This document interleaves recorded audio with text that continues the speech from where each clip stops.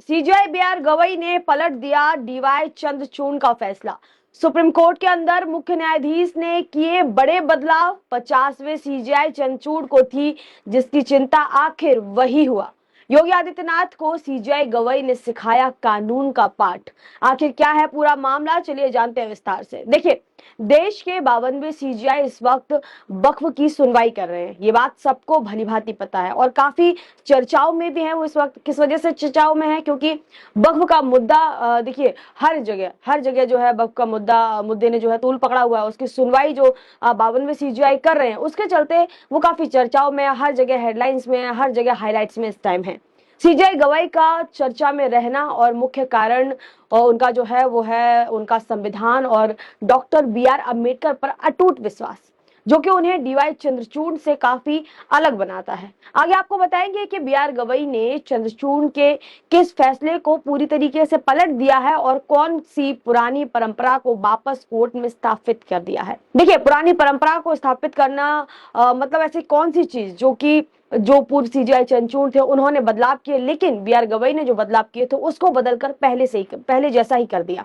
लेकिन उससे ये सारी बातें आपको बताएंगे, लेकिन उससे पहले आपको बता दें कि बीआर गवई जो है पिछले दिनों इलाहाबाद हाईकोर्ट पहुंचे, जहां यूपी के मुख्यमंत्री योगी आदित्यनाथ भी मौजूद थे। उस मंच से जहां पर दोनों मौजूद थे, उस मंच पर बीआर गवई ने कहा कि जब भी भारत पर संकट आया है तो भारत एक साथ, एकजुट और मजबूती से खड़ा रहा है, जिसके पीछे का श्रेय जो है उन्होंने संविधान को दिया। उन्होंने कहा कि इसके पीछे का श्रेय है वो संविधान को जाना चाहिए, यानी कि कहीं ना कहीं बीआर अम्बेडकर को उन्होंने यहाँ पर रिप्रेजेंट करते हुए संविधान की पूरी बातचीत की। योगी आदित्यनाथ के सामने गवई ने यह भी कहा कि संसद को संविधान में संशोधन का अधिकार है और मौलिक अधिकारों में संशोधन कर सकता है। आपको जानकारी के लिए बता दें कि सीजेआई गवई ने ही उत्तर प्रदेश सरकार को बुलडोजर कार्रवाई के लिए कई बार जोर की फटकार लगाई और वापस से घर जो भी बुलडोजर कार्रवाई के द्वारा घर को, प्रॉपर्टी को ध्वस्त किया गया, उनको दोबारा बनाकर देने का आदेश भी सरकार को, गवई के द्वारा ही जो है आदेश सरकार को दिया गया था। अब आते हैं उस मुद्दे पर जहां सीजेआई गवई ने डीवाई चंद्रचूड़ के बड़े फैसले को पूरी तरीके से पलट दिया। देखिए, देश के 50वें सीजेआई का नाता यूं तो विवादों से घिरा रहा है और इसलिए सीजेआई चंद्रचूड़ ने भी अपने रिटायरमेंट के वक्त ये चिंता जाहिर की थी और कहा था कि न जाने मेरे रिटायरमेंट होने के बाद, यानी कि मेरे रिटायरमेंट लेने के बाद, मेरे रिटायर होने के बाद देश मुझे किस तरीके से याद करेगा। बता दें कि 50वें सीजेआई पर यह आरोप लगते थे कि वे प्रधानमंत्री के करीबी थे, क्योंकि सीजेआई अपने पद पर होते हुए भी पीएम हाउस में प्रधानमंत्री मोदी के साथ गणेश पूजा में शामिल होते थे। कई प्रोग्राम में जो है वो उनके साथ पाए जाते थे। चंद्रचूड़ पर लगे ये आरोप भी देखिए कई बार सुर्खियों ने आरोप में बटोरी और चंद्रचूड़ पर लोगों के भी ये आरोप लगते हैं कि उन्होंने अपने कार्यकाल में मंदिर मस्जिद से जुड़ी याचिकाओं को ज्यादा बढ़ावा दिया। और देश के 52वें सीजेआई गवई और 50वें सीजेआई में काफी अंतर है। कह सकते हैं कि जमीन आसमान का अंतर इस वक्त जो है तुलना की जा रही है कि इन दोनों में जमीन और आसमान का अंतर है। चंद्रचूड़ अपने बयानों में धर्म पे चलने वाले ज्यादा मालूम होते थे, वहीं अगर गवई की बात करें, यानी कि सीजेआई गवई की बात करें, तो वो संविधान से कह सकते हैं कि संविधान के ज्यादा अनुयायी मालूम पड़ते हैं।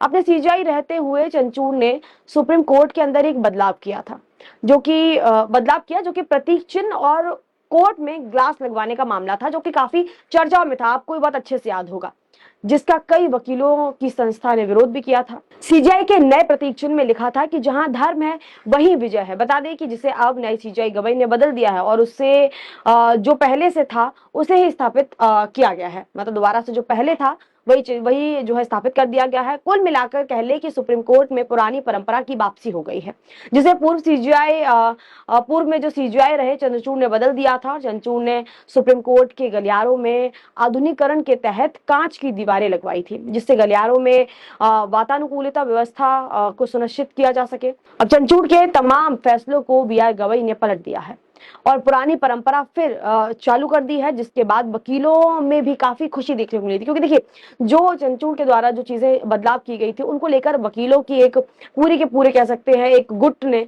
नाराजगी जाहिर की थी, लेकिन जब अब चीजें पहले की तरह हो गई तो वकीलों में भी जो है खुशी की लहर देखने को मिली है। वहीं आपको ये भी बता दें कि नए सीजेआई देश के पहले बौद्ध सीजेआई है और देश के दूसरे दलित सीजेआई है।